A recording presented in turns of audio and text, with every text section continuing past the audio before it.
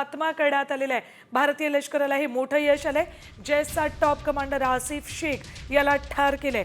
पहलगाममध्ये आसिफ शेखनं पर्यटकांना धर्म विचारून गोळ्या घातल्या होत्या। त्याच आसिफ शेखला सुरक्षा दलानं ठार केलंय। थेट जाऊया जम्मू काश्मीरमध्ये आमचे प्रतिनिधी जावेद माची तिथे उपस्थित आहेत। त्यांच्याकडून जाणून घेऊयात माहिती। जावेद जी, आसिफ शेख को मार दिया है, क्या अपडेट्स है उसके बारे में? कल रक्षा मंत्री श्री राजनाथ सिंह के दौरे कश्मीर यात्रा के दौरान आज साउथ कश्मीर में जो एनकाउंटर चल रहा है उसके बारे में ये हम पहले भी कह चुके हैं कि वहाँ जैश के 3 मिलिटेंटों के होल्ड अप होने की इत्तला है। और अभी तक हमारी जो सूचना मिली है वो ये है कि अभी तक एक मिलिटेंट मारा गया है जिसका नाम आसिफ अहमद शेख बताया जाता है। सुरक्षा सूत्रों के अनुसार आसिफ जैश का एक बहुत सक्रिय कमांडर था और पिछले कई साल से वो कश्मीर घाटी में पर्टिकुलरली साउथ कश्मीर में काफ़ी मिलिटेंट एक्टिविटीज़ में मुलविस रहा है। कुछ सूत्रों का कहना है कि पहलगाम मैसेकर में भी उसका हाथ है, लेकिन अभी तक सरकारी तौर पर इसकी पुष्टि नहीं हो गई है। पहले ही 25 अप्रैल को उसका घर ब्लास्ट किया गया था जब पहलगाम में टूरिस्टों को मारा गया था, मैसेकर हुआ था। तो उसके बाद आसिफ का घर जो है वो त्राल में ही है, वो त्राल का ही निवासी है जहाँ पे आज ये इनकाउंटर हुआ है। वहीं पे उसका इनकाउंटर हो गया है और वहीं पे वो मारा गया। तो वहीं पे उसका घर भी था जिसे ब्लास्ट किया गया पिछले महीने। सुरक्षा सूत्रों का कहना है कि आसिफ का जो एनकाउंटर में मारा जाना ये उनके लिए एक बहुत बड़ी कामयाबी है और इससे मिलिटेंसी में काफ़ी मिलिटेंटों को बहुत धक्का लगेगा, क्योंकि आसिफ बहुत सक्रिय था पिछले कई साल से। खासकर साउथ कश्मीर उसकी एक्टिविटीज़ का मरकज़ था और चूँकि पहलगाम क्षेत्र भी साउथ कश्मीर में ही पड़ता है, इसलिए संदेह है कि उस मैसेकर में, पहलगाम में टूरिस्टों का जो मैसेकर हुआ है उसमें उसका हाथ हो सकता है। बहरहाल इस दौरान आज सुबह रक्षा मंत्री राजनाथ सिंह श्रीनगर पहुँचे। वो कश्मीर घाटी में इसकी समीक्षा करेंगे, सूरत हाल को देखेंगे और जो फायरबंदी के बाद जो सूरत हाल हुई है तो उसके बारे में वो आर्मी और दीगर लोगों से बात करेंगे। तो इस दौरान अभी तक आज सुबह ये एनकाउंटर शुरू हुआ था त्राल में, साउथ कश्मीर में, वो अभी भी जारी है। अभी तक की सूचना ये है कि 1 मिलिटेंट मारा गया है और 2 फंसे हुए हैं। जानकारी के लिए संरक्षण मंत्री राजनाथ सिंह हे जम्मू काश्मीर के लेफ्टिनेंट गवर्नर श्री मनोज जी सिन्हा, जम्मू कश्मीर के मुख्यमंत्री जनाब अमर अब्दुल्ला साहब, chief of army staff general Upendra ji Dwivedi, GOC northern command lieutenant general Prateek Sharma, GOC 15 corps lieutenant general Prashant Srivastava और हमारी आर्म्ड फोर्सेस के सारे ऑफिसर्स और मेरे बहादुर जवानों, सबसे पहले आतंकवाद और आतंकवादियों से लड़ते हुए हमारे जिन बहादुर जवानों ने अपनी शहादत दी है, उनकी शहादत को मैं नमन करता हूं, उनकी मैं स्मृति को नमन करता हूं। और साथ ही पहलगाम में जो निर्दोष नागरिक आतंकवादियों के द्वारा मारे गए हैं, उनकी भी स्मृति को मैं नमन करता हूं। मैं हमारे घायल सैनिकों के साहस को भी नमन करता हूं और ईश्वर से यह प्रार्थना करता हूं कि वह जल्द से जल्द स्वस्थ हो जाएं। मेरे दोस्तों, इन विषम परिस्थिति में आप सबके बीच आज आकर मैं स्वयं को बहुत ही गौरवान्वित महसूस कर रहा हूं। हमारे प्रधानमंत्री माननीय नरेंद्र मोदी जी के कुशल नेतृत्व और मार्गदर्शन में ऑपरेशन सिंदूर के दौरान आपने जो कुछ भी किया है उस पर पूरे देश को गर्व की अनुभूति हो रही है। मैं अभी भले ही आपका रक्षा मंत्री हूं, लेकिन उससे पहले तो मैं भारत का एक नागरिक हूं। रक्षा मंत्री के साथ साथ मैं आज भारत के नागरिक के रूप में भी आप सबके प्रति आभार व्यक्त करने के लिए यहां मौजूद हूं। पहलगाम हमले के बाद हमारे जम्मू कश्मीर की जनता ने पूरी एकजुटता के साथ और पाकिस्तान और साथ ही साथ आतंकवादियों के प्रति जिस प्रकार से अपने गुस्से का इजहार किया है, मैं जम्मू कश्मीर की जनता का भी अभिनंदन करता हूं। मेरे साथियों, आपकी उस ऊर्जा को महसूस करने आया हूं जिसने दुश्मनों को नष्ट नाबूद कर दिया है। आपने जिस तरीके से सीमा के उस पार पाकिस्तान की चौकियों और बंकरों को आपने ध्वस्त किया, दुश्मन, मैं समझता हूं, उसे कभी भूल नहीं सकता। आपने देखा होगा कि आमतौर पर लोग जोश में होश खो देते हैं, लेकिन आपने जोश भी रखा, होश भी रखा और सूझबूझ के साथ दुश्मनों के ठिकानों को आपने बर्बाद किया है। आज मैं यहां रक्षा मंत्री के साथ साथ एक मैसेंजर के रूप में भी आप सबके सामने मौजूद हूं। पूरे देश की शुभकामनाएं, उनकी प्रार्थनाएं और उनकी कृतज्ञता को लेकर आप सबके बीच यहां मैं मौजूद हूं।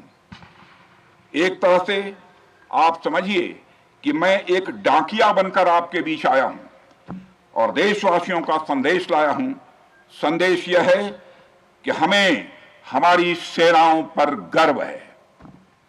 साथियों, ऑपरेशन सिंदूर सिर्फ एक ऑपरेशन का नाम भर नहीं है, बल्कि यह एक हमारी प्रतिबद्धता है, यह हमारा एक कमिटमेंट है। एक ऐसी प्रतिबद्धता जिसमें भारत ने दिखा दिया कि हम सिर्फ डिफेंस नहीं करते हैं, जब वक्त आता है तो हम कठोर निर्णय भी लेते हैं और कठोर कार्रवाई भी करते हैं। यह ऑपरेशन उस एक एक जवान की आंखों में देखा गया सपना था कि हर आतंकी ठिकाना, चाहे वह घाटियों में छुपा हो या बंकरों में दबा हो, हम वहां पहुंचेंगे और दुश्मन की छाती चीर कर हम उन आतंकी ठिकानों को खत्म करके ही हम वापस लौटेंगे। मेरे साथियों, ऑपरेशन सिंदूर आतंकवाद के खिलाफ भारत द्वारा चलाई गई अब तक के इतिहास की, मैं मानता हूं, यह सबसे बड़ी कार्रवाई है। 35-40 वर्षों से भारत सरहद पार से चलाए जा रही आतंकवाद का सामना कर रहा है।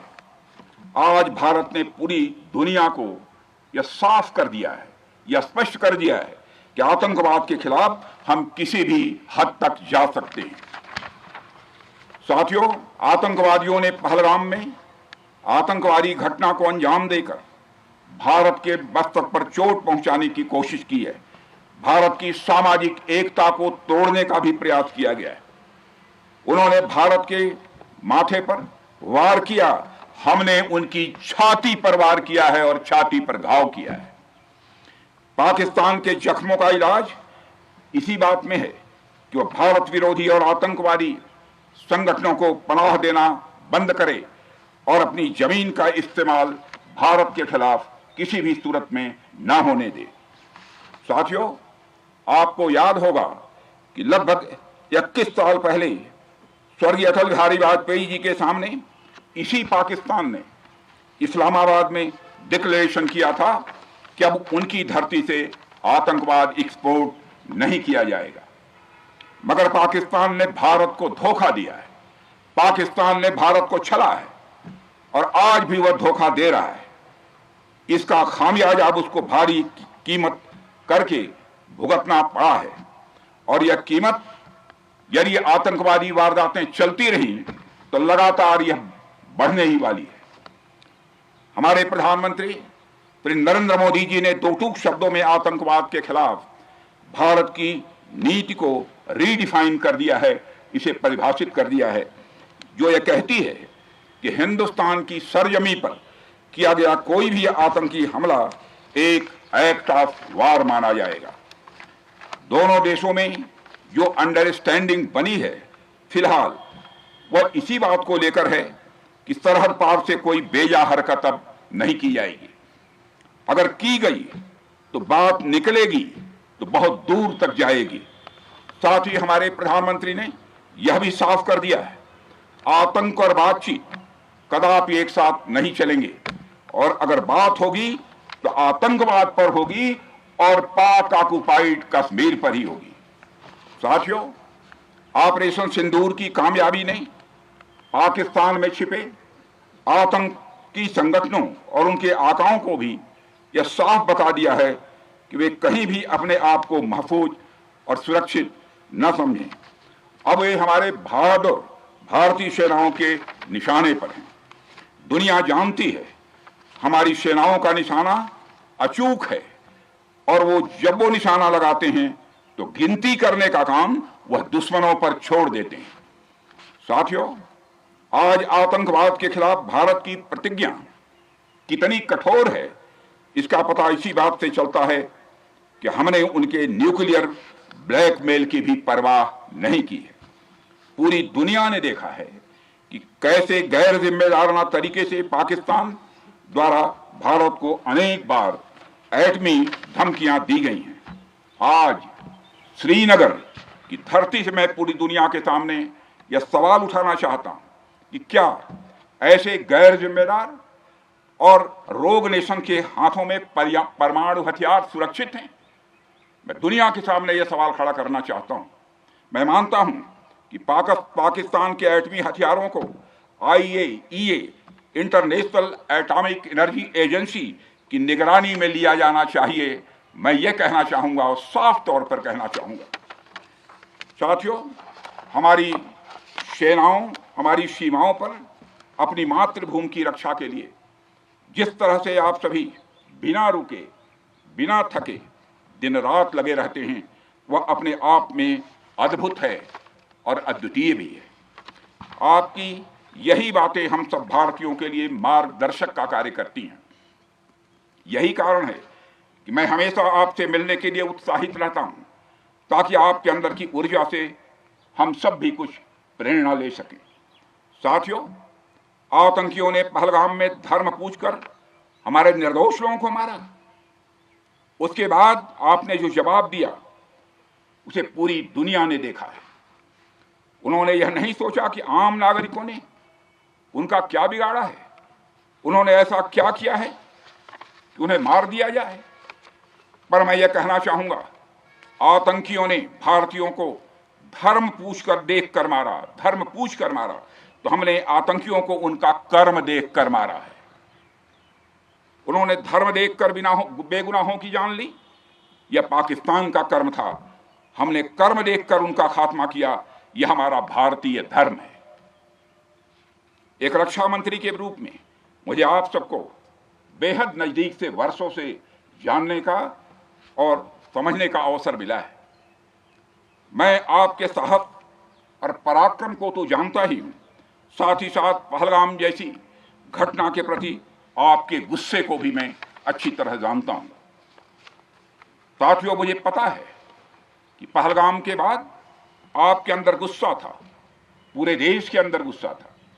मुझे पता है कैसा महसूस होता है जब धमनियों में बह रहा रक्त बेकाबू होने लगे। और मुझे इस बात की खुशी भी है कि आपने अपने गुस्से को सही दिशा देते हुए बड़ी बहादुरी और सूझबूझ के साथ पहलगाम का बदला लिया है। रही बात पाकिस्तान की, तो उसकी बात ही क्या करूं आपसे। वह देश तो मांगते मांगते अपनी जहालत से एक ऐसी हालात में आ गया है कि उसके बारे में यह भी कहा जा सकता है कि पाकिस्तान जहां भी खड़ा होता है वहीं से मांगने वालों की लाइन प्रारंभ हो जाती है। अभी आपने सुना ही होगा कैसे वह फिर एक बार इंटरनेशनल मॉनेटरी फंड IMF के पास कर्ज मांगने गया। वहीं दूसरी तरफ हमारा देश है कि हम आज उन देशों की श्रेणी में आते हैं जो IMF को फंड देते हैं ताकि IMF गरीब देशों को कर्ज दे सके। ऐसी स्थिति में हमारा यह भारत है। रामचरितमानस में स्वामी तुलसीदास जी ने लिखा है, जहां सुमतितः संपत्ति नाना, जहां कुमतितः विपत्ति निदाना। यानी जहां सुमति होती है, अच्छी नीतियां होती हैं, वहां सुख और समृद्धि होती है, और जहां कुमति होती है, बुरी मति होती है, केवल दूसरों के हित की भावना होती है, वहां तरह तरह की विपत्तियां स्वाभाविक रूप से आती ही हैं। पाकिस्तान जिसका जीता जागता यह उदाहरण है। साथियों, भारत के बारे में पूरी दुनिया यह बात जानती है कि हमने हमेशा शांति को प्राथमिकता दी है। हम आमतौर पर युद्ध के समर्थक कभी नहीं रहे, लेकिन स्थितियां जब इतनी विकट हो जाएं, जब देश की संप्रभुता पर आक्रमण होने लगे तो जवाब देना यह आवश्यक हो जाता है। राष्ट्र कवि रामधारी सिंह दिनकर जी की पंक्तियां आपके सामने रखना चाहूंगा। रुग्ण होना चाहता कोई नहीं, रुग्ण होना चाहता कोई नहीं, रोग लेकिन आ गया जब पास हो तिक्त औषधि, कड़वी औषधि, तिक्त औषधि के सिवा उपचार क्या, शमित होगा वह नहीं मिष्ठान्न से। यानी कोई बीमारी अगर लग जाए वह मिठाई से दूर नहीं होती है, उसके लिए कड़वी दवा ही काम करती है। इसलिए आतंकवाद जैसे रोग के लिए भी ऑपरेशन सिंदूर जैसी दवा की बड़ी जरूरत हो गई थी। साथियों, पूरे देश में हमारी सेनाओं को और हमारे सैनिकों को एक सम्मान की दृष्टि से देखा जाता है।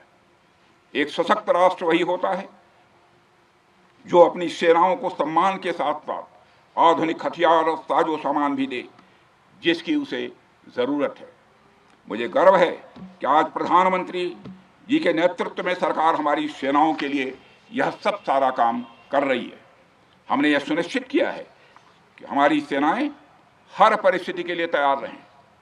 और मैं यहाँ पर army chief general Upendra Dwivedi ji को भी बधाई देना चाहता हूँ, क्योंकि बार बार मेरी चर्चा होती रही है और बार बार मैं ये पूछता हूँ कि जो भी आवश्यकताएं हैं उन आवश्यकताओं को पूरा करने के लिए हम पूरी तरह से तैयार हैं।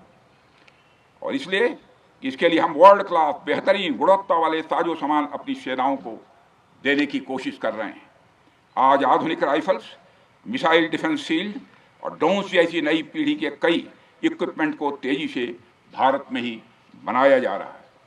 साथियों, इसके अलावा सीमावर्ती इलाकों में हमने जो काम किया है वो आप सब देख रहे होंगे। आज एलएसी और एलओसी पर भी कनेक्टिविटी है, वैसी पहले शायद कभी नहीं थी। हमने हर स्तर पर यह दिखाया है कि हमारी सरकार केवल युद्ध भूमि पर ही नहीं बल्कि व्यक्तिगत रूप से और पारिवारिक रूप के साथ अपने सेना के जवानों के साथ खड़ी है। साथियों, अंत में एक बार फिर आप सभी को आपके शौर्य और पराक्रम के लिए हृदय से हार्दिक बधाई देता हूं। मैं आपको यह आश्वासन देता हूं कि हमारे प्रधानमंत्री जी के नेतृत्व में देश की सरकार और देश की जनता हर कदम पर, हर स्थिति में आपके साथ कंधे से कंधा मिलाकर खड़ी है। मुझे पूरा विश्वास है कि आपके सहयोग से हम इस पूरे क्षेत्र में आतंकवाद का समूल नाश करेंगे, ताकि कल को कोई भारत की संप्रभुता के खिलाफ आंख उठाने की हिमाकत न कर सके। इसी आशा और विश्वास के साथ आप सबके शौर्य और पराक्रम की सराहना करते हुए और आप सभी को अपनी हार्दिक शुभकामनाएं देते हुए अपना निवेदन समाप्त करता हूं। बोलिए जय हिंद, जय हिंद। यहाँ का घोष वाक्य क्या है? भारत माता की जय। या बात हुई।